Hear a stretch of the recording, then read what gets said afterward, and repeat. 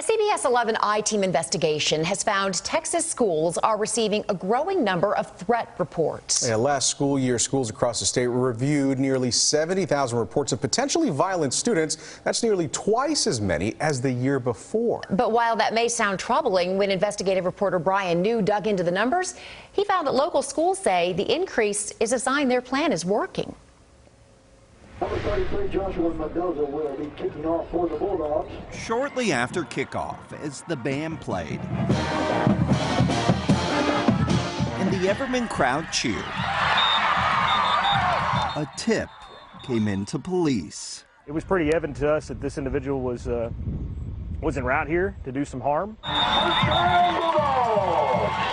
As 3,000 people sat in the stands on homecoming night, officers were told a teenager was on his way to the stadium with the intent to commit a shooting. When the suspect's car pulled up to the east gate, officers were ready. Police surrounded the vehicle and arrested two teenagers. Inside the car, investigators say they found an AR pistol and a 60-round magazine. What a great win for all of Tarrant County, where the community and law enforcement came together and put a stop to a credible threat. What might have been was avoided because someone spoke up. Texas schools have long preached, if you see something, say something. But after the Santa Fe High School shooting, Texas schools were required to set up threat assessment teams to keep track of reports of potential violent students. According to data from the Texas Education Agency, last school year, Texas schools received more than 67,000 reports of threats. In 17% of cases, schools discovered a student posed a real threat to others or themselves. In 3% of cases, the threat was imminent and was reported to law enforcement. Most of the reports came from students. That was the case last spring when a student in Meacham Middle School in Fort Worth reported seeing another student with a gun. The school resource officer safely seized the weapon without any incident. Last year, Fort Worth ISD reviewed 361 reports of threats.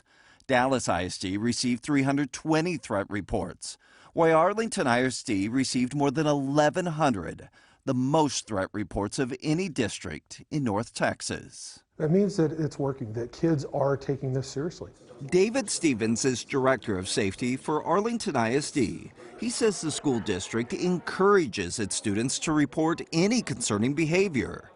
They can do this anonymously by calling Campus Crime Stoppers, or students can send a text message or photo with their cell phone by using the Stop It app. The app-based system then delivers these messages directly to the threat assessment team. But Stevens says the majority of reports come from students feeling comfortable enough to directly tell a teacher. Because if the kids don't feel that comfort level and that ability to be safe, they're not going to talk to somebody. So that relationship means everything. Out of the more than 1,100 threat reports Arlington ISD received last year, law enforcement was called in less than 2% of the time. But 70% of the time, the student in question was referred for intervention. It may just be that we provide them with a mentor. Maybe we do need to get somebody some counseling or mental health, services. Most studies on preventing school violence focus on high-profile shootings, looking at where warning signs may have been missed. But an ongoing study by the National Policing Institute is taking a different approach. Our thought was that if we could study the averted cases, we could really gain a much fuller understanding. Frank Straub is the director of the Averted School Violence Database. They've studied more than 170 cases where a student planned to carry out an attack on a school, but was stopped. In nearly half of these averted cases, researchers found the first to discover the suspect's plan was a peer. In some cases, they discovered the plot on social media. In other cases, they saw the suspect with a weapon. But the most common way plots were discovered and stopped, according to the study, was the suspect telling another person about their plan and that person reporting it. Right after 9/11, there was the See Something, Say Something campaign. And I think this speaks very much to that. And I think the good thing is that we see that the vast majority of cases that are stopped are because a bystander took action and reported it. Earlier this year at Gunn Junior High in Arlington, a student reported another student showing off a gun at school. When confronted by school officials, the student in question admitted to having a gun and was arrested.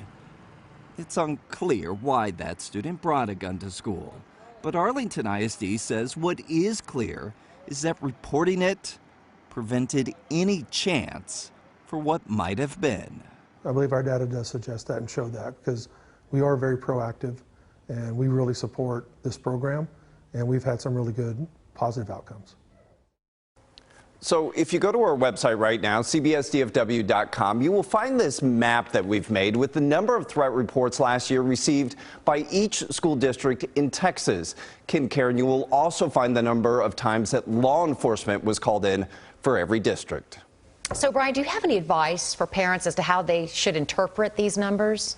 Yeah, so experts told us parents should not draw any conclusions by simply looking at the numbers, but use these numbers to ask your school questions. For example, if you think your numbers are low, ask your school what it's doing to encourage students to report suspicious behavior. Brian, I want to ask you, districts, obviously, they're encouraging more reporting. They like that. But 67,000 reports, I mean, that's a whole lot.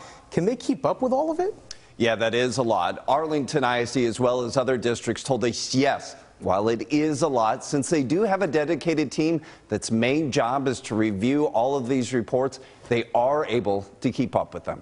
All right, Brian New with that investigation. Thank you so much for looking into that for us. We appreciate it, Brian.